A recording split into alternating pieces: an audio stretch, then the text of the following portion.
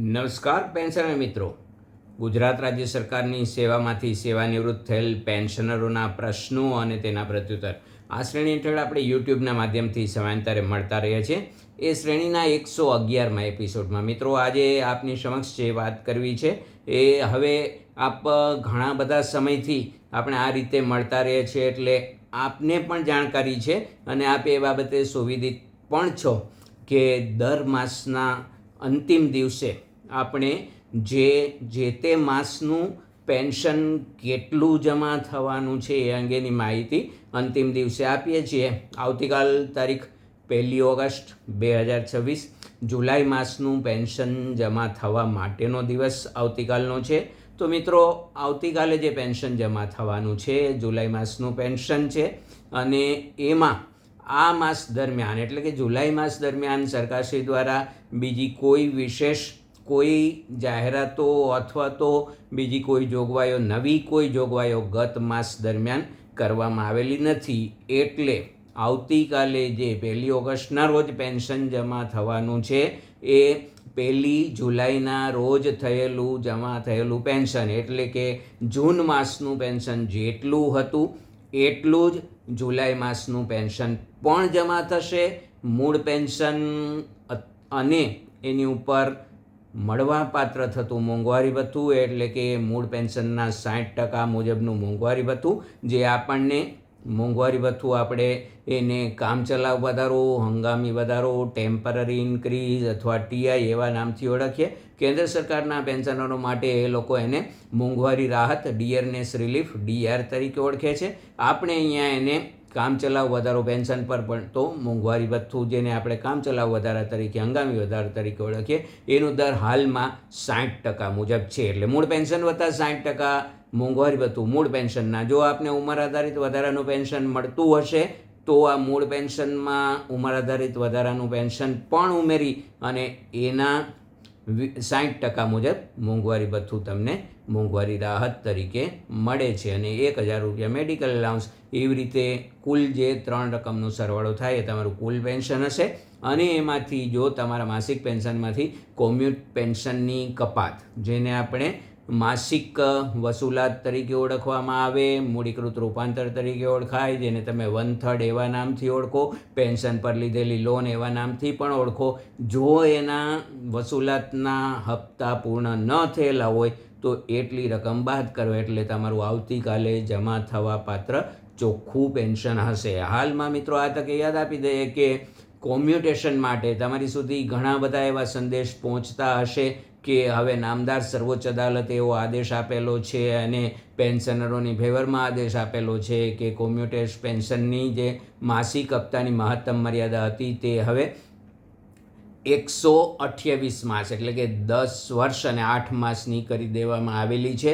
મિત્રો આ જે કંઈ સંદેશ તમારી સુધી પહોંચે છે એ સત્તાવાર નથી. નામદાર સર્વોચ્ચ અદાલતના કોઈ એકાદ કિસ્સામાં એમણે આવો આદેશ આપેલો છે ખરો, પરંતુ એને હજી કેન્દ્ર સરકારે પણ અમલવારી નથી કરેલી અને રાજ્ય સરકારે પણ અમલવારી નથી કરેલી. હાલ પૂરતું તો આટલી જ જાણકારી મેળવીએ કે જે કોમ્યુટેશનની રકમના જે કપાત માસિક કપાતના જે હપ્તાની સંખ્યા હતી એ સંખ્યા હાલમાં 156 માસ એટલે કે 13 વર્ષ અને 13 વર્ષ પણ આ હપ્તાના કપાતની જે માસથી શરૂઆત થયેલી હોય તે માસથી 156 માસ ગણવાના છે, નહીં કે તમારા નિવૃત્તિના માસથી. કારણ કે નિવૃત્તિના માસ પછીનું પેન્શન પહેલું પેન્શન 1, 2, 3 માસનું સાથે મળેલું હોય તેમાંથી કોમ્યુટેશનની રકમનો હપ્તાની કપાત શરૂ ન થયેલી હોય એટલે જે માસથી આ વસૂલાત શરૂ થયેલી હોય ત્યારથી 156 માસ ગણવાના છે. જો એ ચાલુ હોય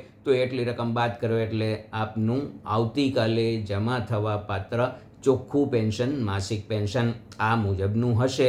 તો મિત્રો આ હતી માસિક પેન્શનના સંદર્ભમાં. બીજી વાત તમે જાણો છો કે આપણા માટે પેન્શનરો માટેની એક જે વાર્ષિક હયાતી ખરાઈ કરવા માટેની જે સમયમર્યાદા છે એ આજે એટલે કે 31 જુલાઈના રોજ પૂર્ણ થશે. સરકારશ્રીએ પોતાના પેન્શનરો માટે મે, જૂન અને જુલાઈ 3 માસ દરમિયાન વાર્ષિક હયાતી ખરાઈ કરાવી લેવા માટેની જોગવાઈ કરેલી છે.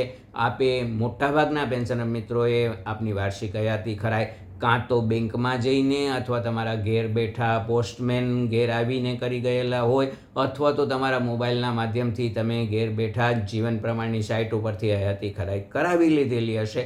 મોટાભાગના બધા પેન્શનરોએ આ પોતાની 3 માસના સમયગાળા દરમિયાન વાર્ષિક હયાતી ખરાઈ કરાવી લીધેલી હોય. આમ છતાં કોઈ કારણોસર જો આપની વાર્ષિક હયાતી ખરાઈ બાકી હોય તો તમારે આવતીકાલ પછીથી તમારા સંબંધિત જિલ્લા તિજોરી કચેરી ખાતે તિજોરી અધિકારીનો સંપર્ક સાધવાનો છે.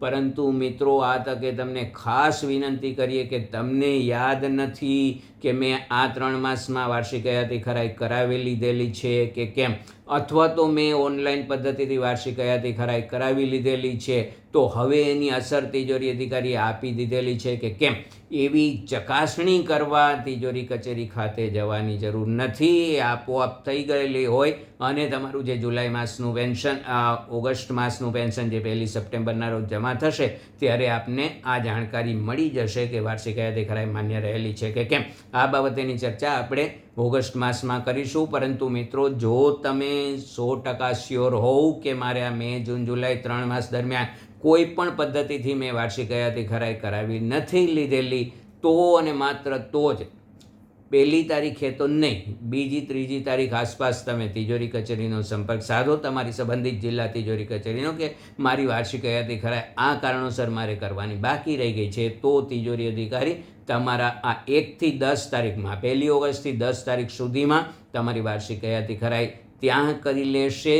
તમારે હવે બેંકમાં હયાતી ખરાઈ કરવા માટે જવાની જરૂર નથી, કારણ કે બેંકમાં તિજોરી અધિકારીએ જે વાર્ષિક હયાતી ખરાઈ માટેના ફોર્મ જે મોકલેલા હતા તે આવતીકાલે બધી બેંકો સંબંધિત તિજોરી અધિકારીને મોકલી દેશે અને તિજોરી કચેરીનો સ્ટાફ આ અંગેની ચકાસણી કરી તમારું વાર્ષિક હયાતી ખરાઈ જો માન્ય રાખવાની હશે તો એ અંગેની કાર્યવાહી કરવામાં એ લોકો હમણાં વ્યસ્ત હોય. એટલે મહેરબાની કરીને કોઈ ચકાસણી કરવા માટે તિજોરી કચેરીનો સંપર્ક ન સાધવો. જો તમે નથી જ કરાવેલી તો તમે તિજોરી કચેરીનો સંપર્ક સાધી શકો છો. હયાતી ખરાઈ બાબતે આટલી વાત. આ સિવાય પણ છેલ્લા 3 વર્ષથી ગુજરાત સરકારશ્રીના નાણાં વિભાગ દ્વારા તમારા રજિસ્ટર્ડ મોબાઈલ નંબર ઉપર ટેક્સ્ટ મેસેજથી તમારી વાર્ષિક હયાતી ખરાઈની કાર્યવાહી પૂર્ણ થયેલી છે એવો મેસેજ આવે, અથવા તો તમે વાર્ષિક હયાતી ખરાઈ તમારી કરવાની બાકી છે તો તમે સંબંધિત જિલ્લા તિજોરી કચેરીનો સંપર્ક સાધો. જો એવો મેસેજ આવે, ઘણા બધા લોકોને પોતાના મોબાઈલ નંબર રજિસ્ટર્ડ કરેલા નથી હોતા તિજોરી કચેરી ખાતે, એટલે ઘણા લોકોને એવું બને છે કે હયાતી ખરાઈ થઈ ગઈ છે અથવા નથી થયેલી એની માહિતી ગુજરાત સરકારશ્રી દ્વારા ટેક્સ્ટ મેસેજથી નથી મળતી. ઘણા લોકોને એવું છે કે માહિતી મળે છે, જે વાર્ષિક હયાતી ખરાઈ માન્ય રાખેલી છે એવું, અથવા તો બાકી છે તો તિજોરી કચેરીનો સંપર્ક સાધો એવા મેસેજ જો મળે, બરાબર યાદ રાખો મિત્રો, જો આવા મેસેજ મળે કે તમારી વાર્ષિક હયાતી ખરાઈ કરવાની બાકી છે તો તિજોરી કચેરીનો તાત્કાલિક સંપર્ક સાધવો. આવા મેસેજ તમને લગભગ 10 ઓગસ્ટ આસપાસ, 5 થી 10 ઓગસ્ટ આસપાસ તમને આવો મેસેજ, ટેક્સ્ટ મેસેજમાં તમારો આવો મેસેજ ગુજરાત સરકારશ્રીના નાણાં વિભાગ દ્વારા આવો મળશે કે તમારી હયાતી ખરાઈ માન્ય રાખેલી છે અથવા તો બાકી છે. પરંતુ જો આવા મેસેજ ના આવે તો આપ એમ નહીં માનતા કે મારું હયાતીની ખરાઈનું પ્રમાણપત્ર માન્ય રહેલું છે કે કેમ, કારણ કે મેસેજ ના આવવા બાબતે ઘણી બધી વખત તમારા મોબાઈલ નંબર રજિસ્ટ્રેશન થયેલા હોય એવા રજિસ્ટર્ડ મોબાઈલ નંબર ન હોય, અથવા તો ઘણી બધી વખત એવું બને છે નેટવર્કના પ્રોબ્લેમને કારણે તમારા ટેક્સ્ટ મેસેજ તમારી સુધી ઘણી વખત નથી પહોંચતા, મોટા ભાગે પહોંચે જ છે. પરંતુ એને જો તમને એવો મેસેજ આવી જાય કે ભાઈ તમારું વાર્ષિક હયાતી ખરાઈ બાકી છે અને તિજોરી કચેરીનો સંપર્ક સાધો, તો તાત્કાલિક તિજોરી કચેરીનો સંપર્ક સાધવો. અન્યથા તિજોરી કચેરી ખાતે કોઈ ચકાસણી કરવા માટે મહેરબાની કરીને ન જાઓ. પેન્શનર મિત્રોએ આટલી એક વિનંતી હયાતી ખરાઈ બાબતે. બીજી એક વાત એવી છે કે ઘણા બધા પેન્શનર મિત્રો એવું માને છે કે મેં મે માસમાં હયાતીની ખરાઈ અથવા જૂન માસમાં અથવા જુલાઈ માસમાં હયાતીની ખરાઈ કરાવી લીધેલી છે, એટલે હવે મારે આવતીકાલે એટલે કે 1 ઓગસ્ટના રોજ પેન્શન જમા થયું છે એ મારી હયાતી ખરાઈ માન્ય રાખેલી છે એટલે થયેલું છે. તો આ ખ્યાલ મગજમાંથી કાઢી નાખજો, કારણ કે 31 જુલાઈ સુધી તો આપને હયાતી ખરાઈ કરવા માટે નિયત સમય મર્યાદા છે. એટલે ત્યાં સુધી તમારી હયાતી ખરાઈ અંગેનું તિજોરી કચેરી દ્વારા માન્ય રાખવી, અમાન્ય રાખવી, અથવા તો તમારી વાર્ષિક હયાતી ખરાઈ મળેલી છે કે કેમ એનું કોઈ બાબતનું હવે 1 ઓગસ્ટ સિવાય તિજોરી અધિકારી હમણાં બીજી કોઈ કામગીરી ન કરેલી હોય એટલે આપ એવું નહીં માનતા કે મારું પેન્શન હવે આવતીકાલે જમા થઈ ગયું એટલે મારી હયાતી ખરાઈ પણ માન્ય રહી, કારણ કે આ તો તમારી ગયા વર્ષની હયાતી ખરાઈ કરેલી છે. એને આધારે 31 જુલાઈ 2026 સુધી તિજોરી કચેરી દ્વારા તમારું પેન્શન જમા થાય છે. એટલે એવું મગજમાં હોય તો કાઢી નાખવું કે ભાઈ મારું પેન્શન જમા થઈ ગયું, કારણ કે તમે મે માસમાં કરાવેલી હોય અથવા જૂન માસમાં કરાવેલી હોય તો હવે પેન્શન થઈ ગયા, 2 માસ પેન્શન જમા થઈ ગયું એટલે મારી હયાતી ખરાઈ માન્ય છે હું ન માનવું. મિત્રો હવે પછી જ્યારે 1 સપ્ટેમ્બરે ચકાસણી કરવાનું આવે છે ત્યારે તમને હું ફરીથી પાછું આ અંગેની માહિતી આપીશ. ત્યાર પછી મારો આ અગાઉના એપિસોડમાં 15 દિવસ પહેલાં મેં એક એપિસોડ 110 નંબરનો મૂકેલો હતો. એમાં કુટુંબ પેન્શનરોએ રજૂ કરવાના પ્રમાણપત્રો બાબતે વિગતવાર માહિતી આપેલી છે. જો આપને આવા પ્રમાણપત્રો ન પહોંચાડ્યા હોય તિજોરી કચેરી ખાતે, કોણે કયા પ્રકારના કુટુંબ પેન્શનરે આવા પ્રમાણપત્રો આપવા અંગેની વિગતવાર માહિતી મેં ગયા વિડીયોમાં મૂકેલી જ છે, જોઈ લેવા વિનંતી.